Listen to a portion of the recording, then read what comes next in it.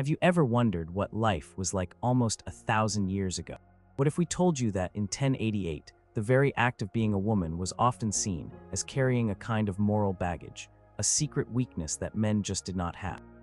How could an entire gender be viewed through such a curious and sometimes shocking lens? Let us delve into the past, into the very heart of the Middle Ages, to uncover the fascinating, often unsettling, reasons why women were considered morally weaker in 1088. Number 9. Vulnerability to the devil's deceptions. Imagine a world where the devil was not just a story, but a very real, very present adversary, lurking around every corner, whispering temptations into unsuspecting ears. In 1088, this was the deeply held belief that shaped daily life and understanding, and it was widely thought that women, unfortunately, were particularly susceptible to this diabolical influence.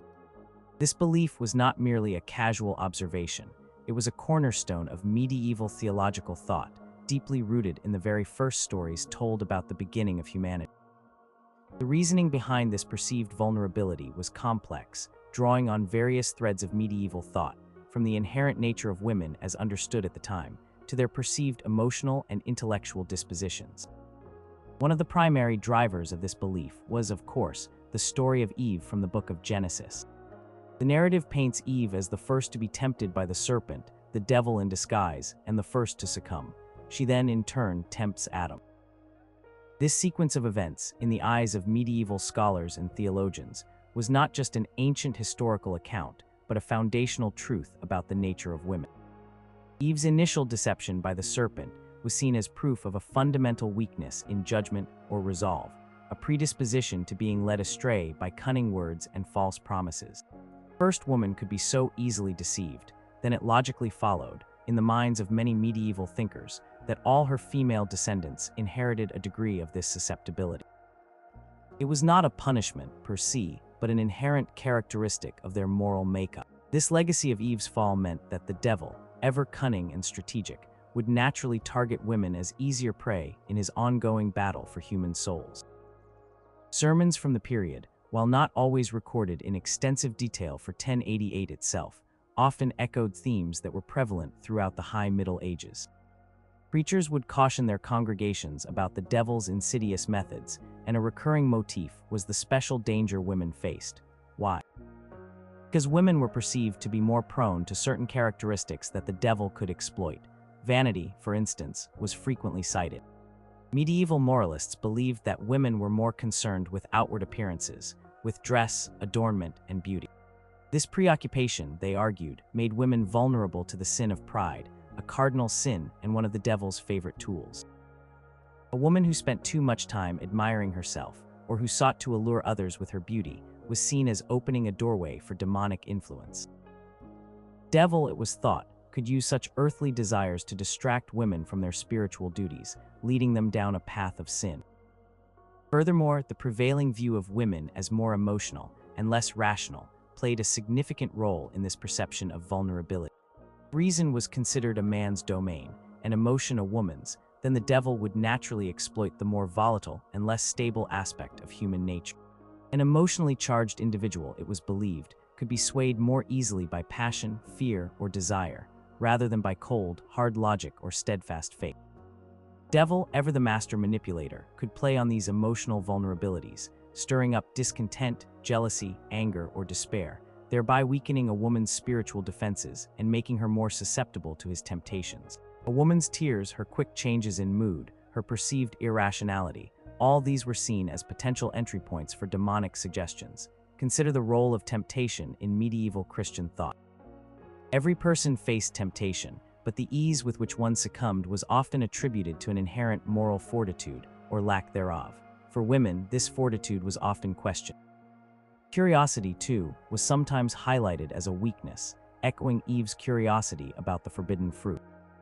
A woman who was too curious, too inquisitive, too willing to question established norms might also be seen as opening herself up to dangerous thoughts, including those planted by the devil. This is not to say that men were thought to be immune to temptation, far from it, but that women had a particular, perhaps inherent, predisposition to being duped. Even the domestic sphere, the traditional realm of women, could be seen through this lens.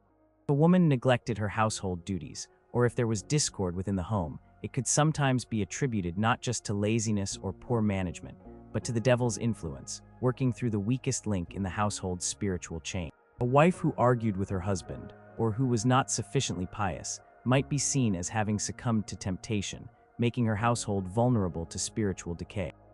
This placed an immense burden on women, not just to be morally upright for themselves, but to be strong enough to resist the omnipresent devil for the sake of their entire family. In summary, the belief in women's particular vulnerability to the devil's deceptions in 1088 was a powerful and pervasive idea. Stemmed from the foundational story of Eve, was reinforced by prevailing stereotypes about female emotionality and vanity, and was actively propagated through religious teachings. It was not a judgment passed lightly, but a deep-seated conviction that contributed significantly to the overall perception of women as morally weaker, always needing to be on guard, and always, perhaps, just a little more susceptible to spiritual downfall than their male counterparts. This idea profoundly influenced how women were treated, educated, and expected to behave within the rigid social and theological structures of the medieval world. Number 8. Menstrual cycle and impurity. Imagine a world where the very monthly rhythms of a woman's body were seen not just as a natural biological process, but as something that could render her ritually unclean, potentially dangerous, or even morally tainted. 1088 and throughout the Middle Ages, the phenomenon of menstruation carried a heavy weight of spiritual and social implications, profoundly shaping how women were viewed, particularly in their moral standing. This perception stemmed largely from a deep-seated influence of ancient religious texts, particularly the Old Testament, which laid down strict rules about ritual purity and impurity. While Christian theology had moved beyond many Old Testament dietary laws, the concepts of ritual cleanliness, especially concerning bodily discharges, persisted and evolved, impacting views on women. The book of Leviticus in the Old Testament contains numerous passages detailing what renders a person unclean and requires a period of separation or purification. Chapter 15, for instance, explicitly states, "When a woman has a discharge, and the discharge in her body is blood, she shall be in her impurity for 7 days, and whoever touches her shall be unclean until the evening. Everything on which she lies during her impurity shall be unclean, and everything on which she sits shall be unclean." These rules, while Jewish in origin, significantly influenced early Christian thought and practice, and their echoes were still very much present in 1088. Although the New Testament emphasized spiritual purity over ritual purity, the deep-seated cultural and theological habits were hard to shake off. This concept of impurity was not necessarily equated directly with sinfulness in the modern sense. It was more about a state of ritual unsuitability for sacred spaces or action. However, in the medieval mind, where the physical and spiritual realms were often intertwined, being ritually impure could easily slide into perceptions of moral imperfection or weakness. If a woman's body, through no fault of her own, could render things around her unclean, it suggested a certain inherent defect or a state of being less than perfect, less than spiritually whole. This subtle linkage between the body's natural processes and spiritual unsuitability created a pervasive, if sometimes unspoken, perception of women as fundamentally different and potentially morally compromised in a way that men were not. What were the practical implications of this belief in 1088? Women were often restricted from participating fully in certain religious rituals during their menstrual periods. While strict prohibitions against entering churches during menstruation might have varied regionally and might have been somewhat relaxed compared to earlier centuries, the underlying sentiment persisted. Some church doors might have displayed signs, or local customs might have dictated that women during their menses should not receive the Eucharist, enter certain consecrated areas, or even touch sacred objects. Such restrictions reinforced the idea that their bodies, at certain times, were not fit for the divine, creating a sense of exclusion and otherness. The very mystery of menstruation itself contributed to this perception. In an era before modern medical understanding, the monthly shedding of blood was not easily explained. It was often linked to the humoral theory of medicine, which posited that women were naturally colder and wetter than men. Menstruation, in this view, was seen as a way for women's bodies to purge excess humors, which were believed to be inherently more earthy or polluting. This constant need for purging could be interpreted as a sign of inherent physical, and, by extension, spiritual instability. The idea that women were constantly ridding themselves of bodily impurities could subtly reinforce the notion that they were inherently less pure than men, whose bodily processes were not seen in the same light. Furthermore, the act of childbirth itself, while celebrated as a miracle of life, was also often immediately followed by a period of churching, where the mother would undergo a ritual of purification before re-entering the church. This practice, again, stemmed from Old Testament traditions of women being unclean after childbirth, Leviticus 12. While this ritual was intended to welcome the mother back into the community and give thanks, it also subtly reinforced the idea that the female body, through its reproductive functions, could enter a state of ritual impurity that needed to be cleansed. This ongoing cycle of impurity and purification, tied directly to female biology, undoubtedly contributed to a pervasive sense that women were, by their very nature, closer to the earthly, and thus potentially further from the divine, or at least inherently less suitable for constant spiritual closeness. This is not to say that all men in 1088 consciously thought of women as evil because of their periods. Rather, it was a subtle, ingrained societal and religious understanding that placed women in a category of ritual difference, one that could be easily conflated with a degree of moral or spiritual inferiority. It was a foundational belief that shaped social customs, religious practices, and the overall perception of female nature, contributing to the broader view that women were, in some fundamental way, morally weaker or more susceptible to spiritual taint than men. The monthly cycle, therefore, was not merely a biological fact. It was a powerful symbol woven into the very tapestry of medieval perceptions of gender and morality. Number 7, association with witchcraft and heresy, early seeds. Imagine living in a time when the invisible forces of good and evil were believed to be constantly at war, and human souls were the battleground. 1088, the Church was a colossal, central power, and any deviation from its doctrines, any hint of consorting with forbidden powers, was seen as a grave threat not just to an individual's soul, but to the very fabric of society. While the full-blown witch hunts of later centuries were still far off, the 11th century already contained the early, subtle seeds of suspicion that often linked women, more than men, to practices deemed heretical or to dealings with dark, supernatural forces. This emerging association was a contributing factor to the perception of women as morally weaker, more susceptible to deception and spiritual error. One of the foundational reasons for this budding association stemmed, once again, from the enduring narrative of Eve.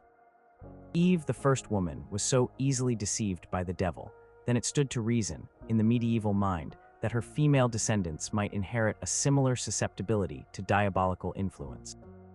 This inherent weakness, coupled with other prevailing stereotypes about women, their perceived emotionality, their curiosity, and their supposedly weaker intellectual capacities, made them seem like prime targets for the devil's manipulative schemes.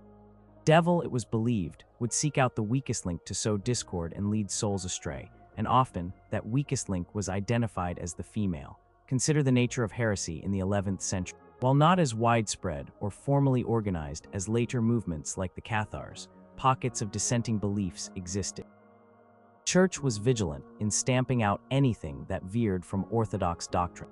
And sometimes, women were indeed found among those accused of holding unusual or unorthodox views. This was not because women were inherently more heretical, but perhaps because their limited access to formal theological education, combined with their social roles, might have made them more open to alternative spiritual interpretations or to charismatic preachers operating outside the established church hierarchy. A woman, perhaps seeking a deeper spiritual connection or finding solace in a less formal setting, engaged with such ideas, it could be readily interpreted as a sign of her gullibility, her moral failing, or her lack of judgment in discerning true doctrine from diabolical falsehood. Furthermore, medieval society was deeply intertwined with folk beliefs and local customs, many of which predated Christianity. These included practices related to healing, predicting the future, or influencing events through charms and rituals.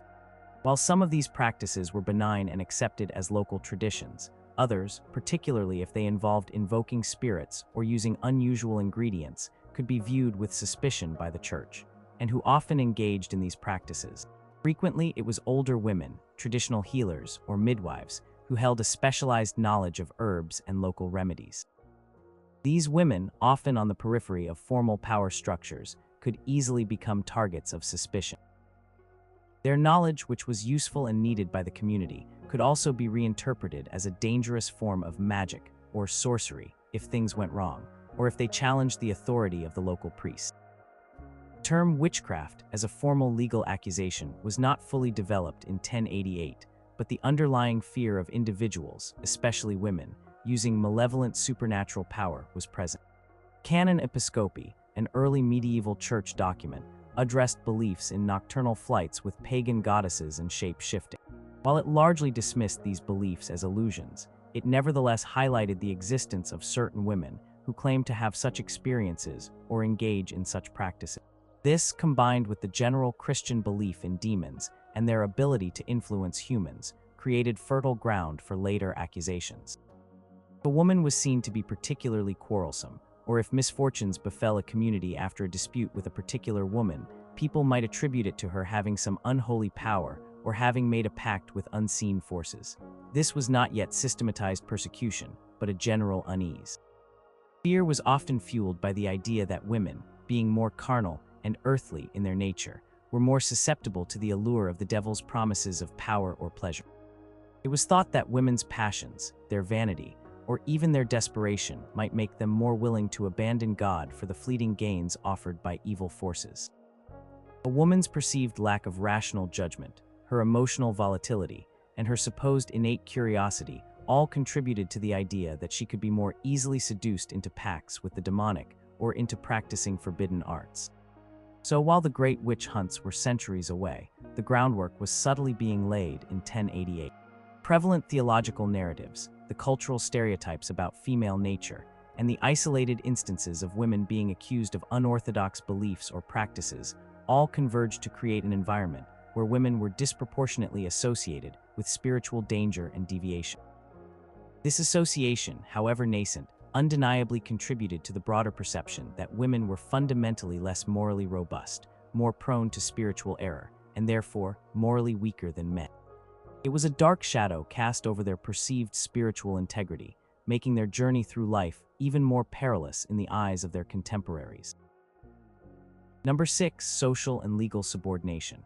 Imagine a society where your very identity, your rights, and your place in the world were largely determined by your gender, and where the law itself reinforced a rigid hierarchy, placing you beneath the authority of men. 1088, medieval society was overwhelmingly patriarchal, a system where men held almost all positions of power, authority, and ownership. This pervasive social and legal subordination was not just a practical arrangement. It was often presented as natural, divinely ordained, and reflective of a fundamental moral order. The very structure of society, therefore, implicitly and explicitly, contributed to the perception of women as morally weaker, requiring male guidance and oversight. One of the most significant aspects of this subordination was the legal status of women. In many aspects of medieval law, a woman's legal identity was often subsumed by her male relatives. Before marriage, she was under the authority of her father or guardian. Upon marriage, she typically entered a state known as coverture, a legal doctrine where her legal rights and responsibilities were transferred to her husband. This meant that a married woman generally could not own property independently, enter into contracts, or appear in court without her husband's permission or representation. Her husband became her legal proxy, managing her dowry and controlling her assets. While there were regional variations and exceptions, particularly for widows or some noblewomen, the general rule was one of dependency. This legal framework, which placed women in a state of perpetual guardianship, was interpreted by many as a reflection of their inherent nature. Women were deemed incapable of managing their own property, making legal decisions, or representing themselves. It was often because they were believed to lack the necessary rationality, judgment, or moral strength to do so. The law, in this view, was not merely restricting women, it was protecting them from their own perceived weaknesses. Their inability to navigate the complex world of legal and financial affairs was taken as a sign of their lesser capacity, including their moral compass, which presumably needed the firmer hand of a man to guide it. Beyond the legal sphere, women's social roles were largely confined to the domestic realm. While women performed vital work in agriculture, crafts, and managing households, their public roles were extremely limited. They were generally excluded from political decision-making, military leadership, and formal positions within the church hierarchy. Could a woman be a king, a bishop, or a warrior knight? Not usually. These were male domains, reserved for those believed to possess the strength, courage, intellect, and moral fortitude necessary for leadership. The absence of women in these powerful roles was often interpreted as a sign of their unsuitability, their inherent frailty, and their lesser moral strength. Women were seen as more emotional and less rational. How could they possibly govern or lead armies? Even within the church, women's roles were circumscribed. While convents and abbesses held significant spiritual and sometimes even temporal power for women, particularly those from noble families, they operated within a male-dominated ecclesiastical structure. Women could not be priests, nor could they preach publicly. This exclusion from the highest spiritual authority reinforced the idea that women were not fully capable of wielding direct spiritual power, perhaps because their moral nature was seen as less pure or less stable. The inability to represent Christ as a priest was sometimes linked to theological interpretations of women's inherent relationship to the fall. The prevailing social custom of arranged marriages further underscored this subordination. While noblewomen might have been important pawns in political alliances, their personal agency in choosing a spouse was often minimal. They were given in marriage by their fathers or male guardians, reinforcing the idea that they were possessions or assets to be exchanged, rather than independent moral agents making their own life choices. This lack of personal autonomy, often seen as a reflection of their dependent status, subtly reinforced the notion that women were not fully self-sufficient or morally capable of navigating the world on their own. Furthermore, the very act of male guardianship was often framed in moral terms. A husband was not just a protector, he was also seen as the spiritual and moral head of the household, responsible for guiding his wife and children on the path of righteousness. His authority over his wife was often justified by biblical passages that spoke of the husband as the head of the wife, just as Christ was the head of the church. This hierarchical structure was not merely practical. It was presented as a divine blueprint for moral order. If a wife was disobedient or strayed from the path, it could be seen as a moral failing on her part, and sometimes even on the part of her husband, who had failed in his duty to guide her. In essence, the entire social and legal scaffolding of 1088 was built on the premise of male authority and female subordination. This was not viewed as an arbitrary system, but as a reflection of natural and divine order, implying a moral hierarchy. The legal restrictions, the limited social roles, and the patriarchal family structure all converged to create a powerful narrative. Women were inherently less capable, less rational, and ultimately morally weaker, requiring the constant guidance and protection of men to navigate the complexities of life and to stay on the path of virtue. This pervasive subordination was a direct and undeniable contributor to the deeply ingrained belief that women were morally weaker. Number 5. Inferior intellect. Imagine a world where your brain, simply because of your gender, was deemed less capable, less logical, and less suited for deep thought or scholarly pursuits. 1088, the prevailing intellectual currents, heavily influenced by revived classical Greek philosophy and interpreted through a Christian lens, often posited that women possessed an inferior intellect compared to men. This was not merely a casual observation, but a deeply ingrained belief that shaped educational opportunities, social expectations, and contributed significantly to the perception of women as morally weaker. The reasoning was circular. Because women generally did not receive formal education in the same way as men, their supposed intellectual inferiority was proven, which then justified their lack of education and exclusion from intellectual life. The intellectual landscape of 1088 was dominated by scholasticism, a method of learning that relied heavily on logic, dialectic, and the rigorous study of ancient texts, particularly the Bible and the writings of early church fathers.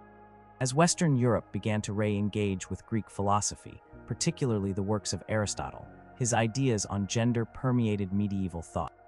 Aristotle, an influential Greek philosopher, argued in his biological and philosophical writings that women were mutilated males, essentially imperfect or less developed versions of men. He believed that women were less rational, more emotional, and possessed a lower intellectual capacity. When Christian scholars integrated Aristotelian thought into their theology, these ideas about women's intellectual inferiority often came along for the ride, adapted to fit a Christian worldview. The argument went something like this. If men possessed a superior intellect, closer to pure reason, then women, by contrast, were seen as more susceptible to the lower faculties, such as emotion, passion, and sensory perception. This meant that women were believed to be less capable of abstract thought, complex theological reasoning, or deep philosophical inquiry. Their minds were seen as more concrete, more focused on the practicalities of domestic life, child rearing, and household management. While these tasks were vital, they were not considered to require the same high-level intellectual rigor as, say, debating theological points or administering justice. This belief in inferior intellect had profound practical consequences, most notably in education. Formal education, especially beyond the most rudimentary literacy, was largely reserved for boys and men, particularly those destined for the church or the growing administrative roles in royal and noble households. Girls, if they received any education at all, might learn basic literacy, often at home or in convents, but typically not the Latin, logic, rhetoric, or advanced theology that formed the core of a male scholar's curriculum. Without access to these tools of intellectual inquiry, it was difficult for women to challenge the prevailing narrative of their own intellectual limitations. The lack of opportunity created a self-fulfilling prophecy. Women were not educated because they were deemed intellectually inferior, and their lack of education then served as proof of that inferiority. How did this link to moral weakness? In the medieval Christian worldview, reason was closely linked to virtue and spiritual strength. To be rational was to be closer to God, who was pure reason. To be less rational, more swayed by emotion or passion, was to be further from virtue, more susceptible to sin. Women possessed an inferior intellect. It followed that they were less equipped to discern right from wrong through reason, less capable of resisting temptation through logical thought, and more likely to be swayed by their passions or by the deceptions of the devil. Their supposed intellectual deficit made them morally vulnerable. Moreover, the sphere of intellectual debate and the pursuit of knowledge were deeply entwined with authority. Those who possessed knowledge and wisdom were seen as capable of leading, guiding, and making sound judgments. Women were deemed intellectually inferior, then they were inherently less suitable for positions of authority, whether in the church, the state, or even within the family, where the husband was the intellectual and moral head. This perception reinforced their subordinate social and legal status, which in turn further bolstered the idea of their moral fragility. While there were extraordinary exceptions, learned abbesses like Hildegard of Bingen, though slightly later than 1088, her intellectual achievements existed within a similar cultural context, or noblewomen who pursued private study. These were rare, and their accomplishments did not fundamentally alter the widespread belief in women's general intellectual inferiority. These exceptions often highlighted the societal constraints. Even brilliant women often found their intellectual outlets within the cloistered walls of a convent, away from the public sphere of male scholarship and power. In summary, the pervasive belief in women's inferior intellect in 1088 was a powerful cornerstone of their perceived moral weakness. Grounded in a blend of classical philosophy and theological interpretation, and reinforced by the realities of limited educational access, this idea cast women as less rational, more emotional, and less capable of the rigorous thought necessary for moral discernment and spiritual strength. Perceived intellectual deficit was not just a limitation, but a moral vulnerability, making them seem inherently less equipped to navigate the complexities of virtue and resist the temptations that constantly assailed the human soul. This belief was a critical piece of the puzzle in understanding why women were seen as morally weaker in the medieval world. Number 4, emotional instability and irrationality. Imagine a time when your feelings, your moods, and your very emotional responses were not just personal experiences, but were considered signs of inherent weakness, unpredictability, and even a lack of moral fortitude. 1088, women were widely stereotyped as being more emotional, less rational, and more prone to unpredictable moods than men. This perception of emotional instability and irrationality was a significant factor in their perceived moral weakness, as reason was seen as the bedrock of virtue and control, while emotion was often viewed as a dangerous, volatile force that could lead one astray. This belief had deep roots in both classical philosophy and medieval medical theories, particularly the humoral theory, which attempted to explain human health and temperament. According to this theory, the body was governed by 4 humors: blood, yellow bile, black bile, and phlegm. An imbalance of these humors was thought to cause illness and also determine personality traits. While both men and women had all four humors, women were generally believed to be colder and wetter than men, with an excess of phlegm. This physiological makeup was thought to make them naturally more prone to emotional extremes, melancholy, and a general lack of internal equilibrium. The wandering womb theory, though less prominent in 1088 than in earlier antiquity or later periods, also contributed to the idea of female emotional volatility, suggesting that the uterus could move within the body, causing distress and emotional disturbance. Men were associated with reason, logic, and self-control. Women were often associated with passion, intuition, and susceptibility to their senses. This distinction was not merely descriptive, it was prescriptive. A rational mind, medieval thinkers believed, was better equipped to discern right from wrong, to resist temptation, and to adhere to moral principles. An emotional mind, by contrast, was seen as easily swayed, impulsive, and less capable of maintaining a steadfast commitment to virtue. A woman's tears, her sudden changes in demeanor, or her expressions of joy or sorrow, were all observed and often interpreted as evidence of a fluctuating internal state, making her an unreliable moral agent. The theological interpretations reinforced this view. The story of Eve, once again, played a crucial role. Eve's decision to eat the forbidden fruit was often portrayed not as a reasoned choice, but as an impulsive act driven by curiosity, desire, or perhaps a lack of rational foresight when confronted by the serpent's cunning. This narrative lent credence to the idea that women were more easily swayed by their desires and less capable of exercising rational judgment, making them morally vulnerable. Sermons and moral treatises often warned against the dangers of succumbing to passions, and women were frequently held up as examples of those particularly prone to such failings. This perceived emotionality and irrationality also directly impacted women's social roles and their exclusion from positions of power. Could one govern a realm, administer justice, or lead an army if one was prone to emotional outbursts or irrational decisions? These roles demanded a steady hand, a clear mind, and an unwavering commitment to reason, qualities often attributed primarily to men. Thus, women's exclusion from public life was not just about physical strength or legal subordination, but also about their supposed intellectual and emotional unsuitability for such demanding, rational tasks. Furthermore, the idea of female irrationality could also be used to explain away any actions by women that challenged societal norms or male authority. If a woman was outspoken, rebellious, or chose an unconventional path, her behavior could be dismissed as the product of her emotional instability rather than a conscious, reasoned decision. This effectively undermined any potential moral authority she might seek to exert, reducing her actions to mere emotional whim rather than principled choice. Consider the expectations placed on women in marriage. A good wife was expected to be submissive, patient, and controlled. Any deviation from this ideal, such as arguing with her husband, expressing strong opinions, or showing anger, could be framed as a manifestation of her inherent emotional instability, a moral failing that threatened the harmony of the household. Her irrationality was something her husband was expected to manage and guide. In conclusion, the widespread belief in women's emotional instability and irrationality in 1088 was a deeply influential factor in their perceived moral weakness.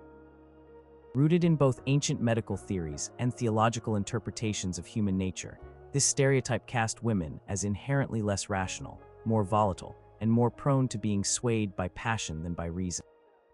This perceived deficit in their rational faculties was seen as a profound moral vulnerability, making them less capable of consistent virtue, sound judgment, and steadfast resistance to sin.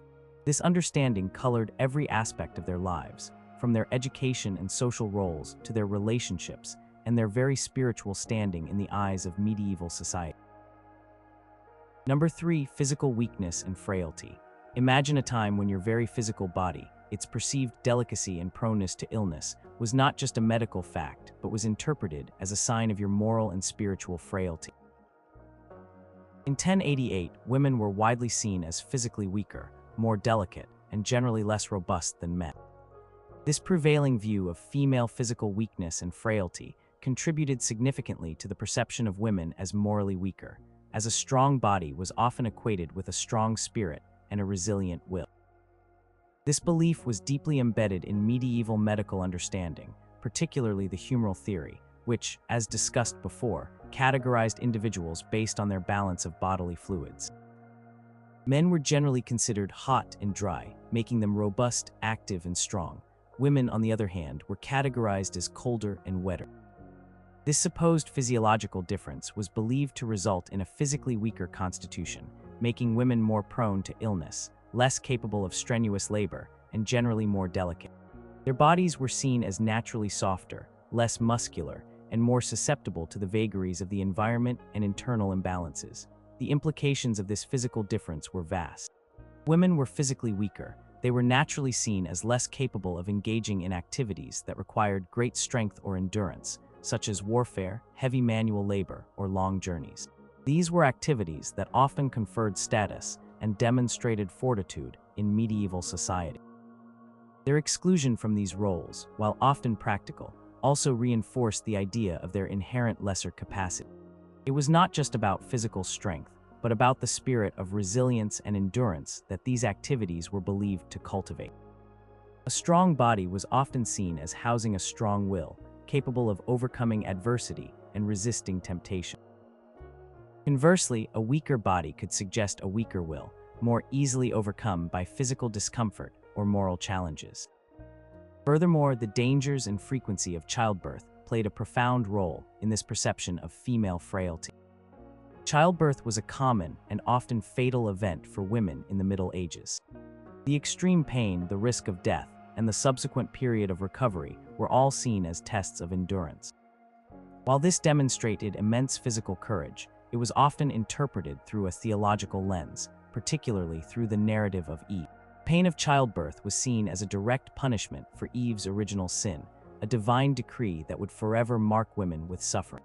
This connection between a woman's physical suffering during childbirth and her ancestral guilt subtly reinforced the idea of her moral weakness, not as an individual, but as a descendant of Eve. Her body, through the pain of childbirth, was physically bearing the mark of an inherited moral failing. Constant need for male protection was also a direct consequence of this perceived physical frailty. Women, being physically weaker, were seen as vulnerable to attack, abduction, and harm. This necessitated male guardianship, whether from fathers, brothers, or husbands, who would act as their protector. While this system offered a degree of security, it also reinforced the idea of female dependency, and by extension, their moral vulnerability. They needed constant physical protection. Did they not also need constant moral guidance? Their reliance on men for physical safety could easily translate into a perceived need for male guidance in navigating the moral landscape, making them appear inherently less self-sufficient in matters of virtue. Even something as simple as appearance contributed to this view. Medieval ideals of female beauty often emphasized delicacy, pallor, and a slender build, reflecting the perceived physical frailty. A woman who was too robust or too muscular might be seen as unfeminine or even unnatural. This ideal reinforced the notion that women were inherently suited for a more sedentary, protected life, far from the physical rigors of the world.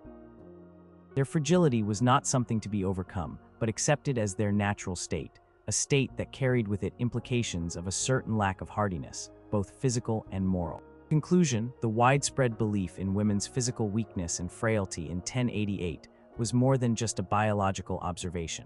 It was a profound cultural and theological statement that contributed significantly to the perception of women as morally weaker. Rooted in medieval medical theories and reinforced by the realities of childbirth and the need for male protection, this idea cast women as inherently less robust, less enduring, and less capable of the resilience that was often equated with moral strength. Their delicate bodies were seen as reflections of a delicate spirit, making them seem inherently less equipped to face the world's challenges, both physical and moral, without the constant guidance and support of men. This perception deeply influenced their roles, their expectations, and their very standing in the moral hierarchy of medieval society. Number 2, lust and sensuality. Imagine a world where your very existence, your physical allure, and your natural inclinations were viewed as a primary source of temptation, a potential pitfall for men, and a constant threat to spiritual purity. In 1088 and throughout the medieval period, women were frequently associated with lust and sensuality, often depicted as temptresses who could lead men astray from their spiritual paths. This powerful association was a major reason why women were seen as morally weaker, as it implied an inherent propensity towards carnal desires and a dangerous influence over the opposite gender.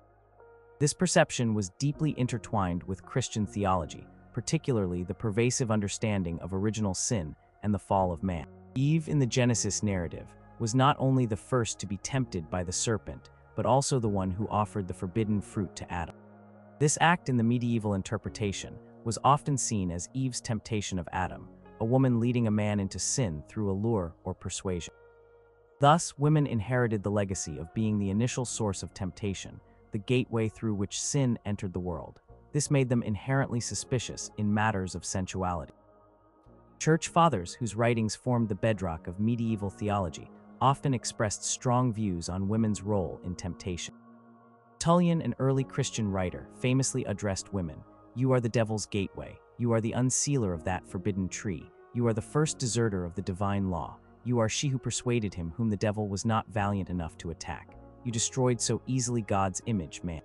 While this was written centuries before 1088, its sentiments resonated throughout the Middle Ages, reinforcing the idea that women were inherently more carnal, more alluring, and therefore more dangerous to men's spiritual well-being. This belief was further supported by prevailing medical theories. The humoral theory, which categorized women as wetter and colder than men, sometimes linked this physiological makeup to an excess of humors that made women more susceptible to lust.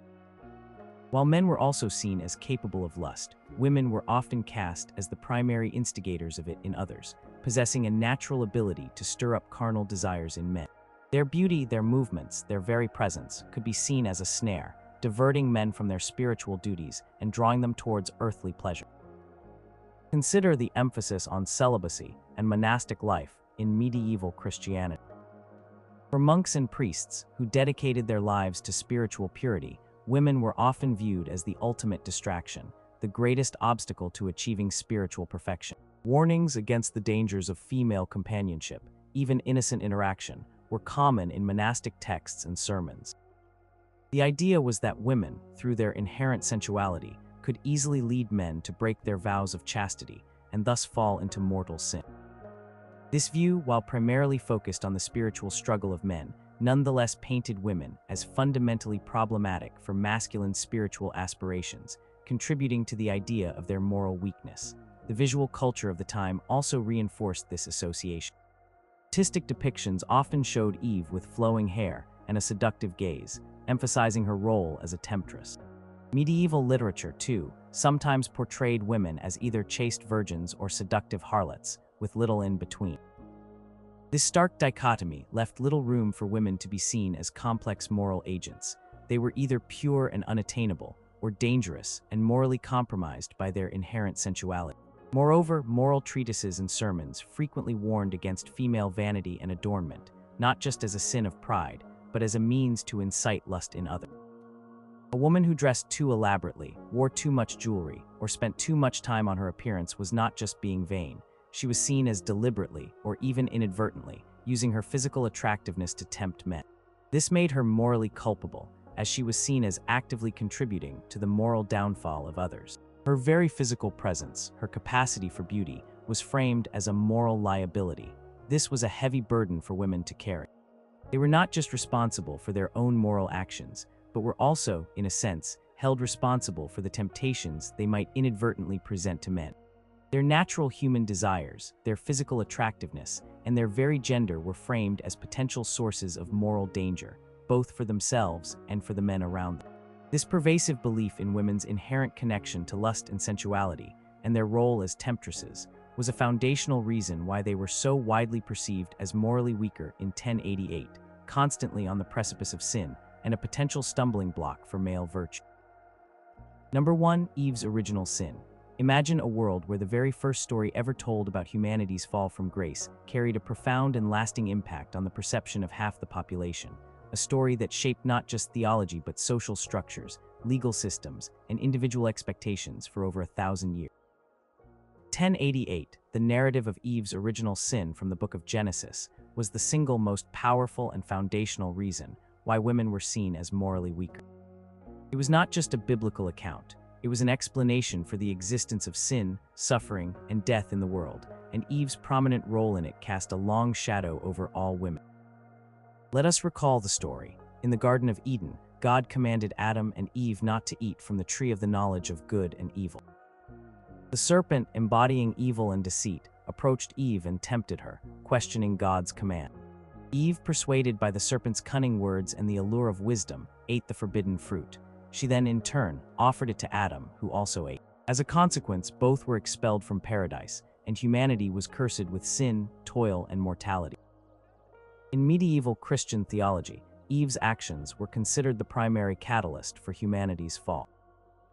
While Adam also sinned by eating the fruit, the medieval interpretation, heavily influenced by the writings of early church fathers like Augustine, Tertullian, and Jerome, emphasized Eve's role as the initial transgressor and the temptress.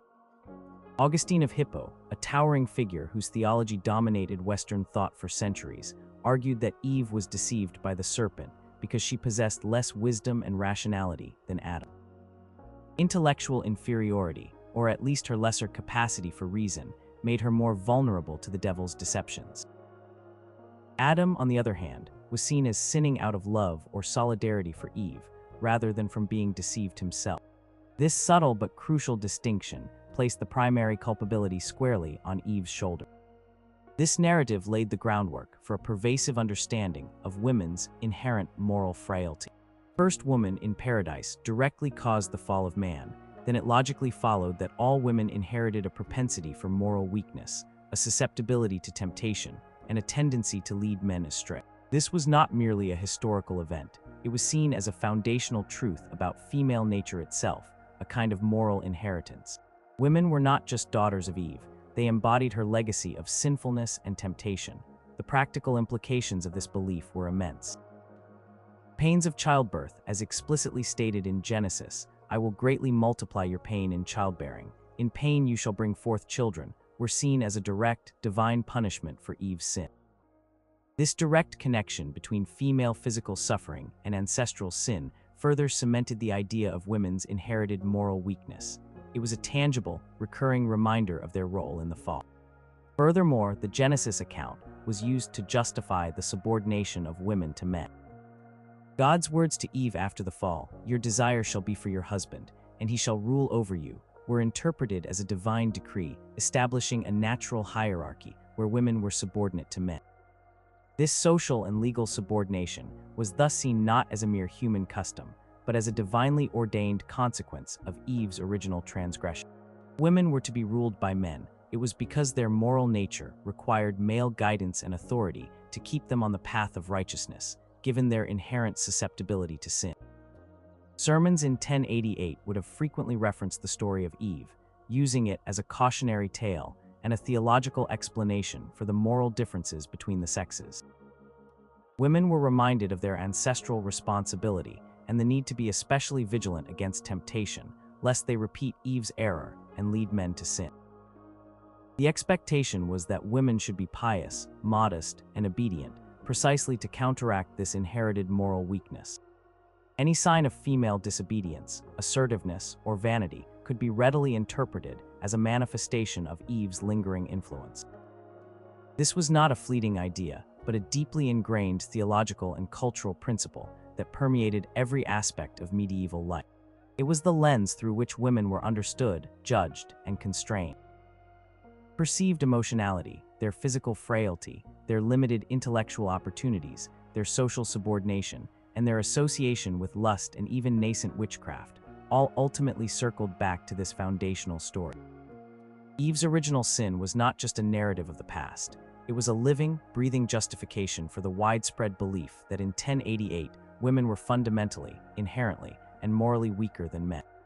This single story cast a long and powerful shadow, defining a gender's place in the world for centuries.